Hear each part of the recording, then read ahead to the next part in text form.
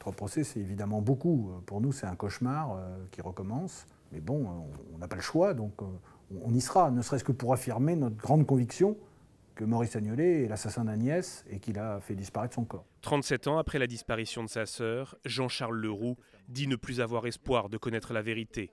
Ce qu'il veut, c'est que la culpabilité de Maurice Agnelet soit définitivement reconnue, car selon lui, dans les 16 tomes du dossier, tout l'accable, et surtout celui qui était l'amant d'Agnès a un mobile. Une fois qu'Agnès a disparu, quelques jours ensuite, Maurice Agnelet a vidé le compte en banque d'Agnès, il a tout transféré sur son compte et il a fait disparaître le compte d'Agnès.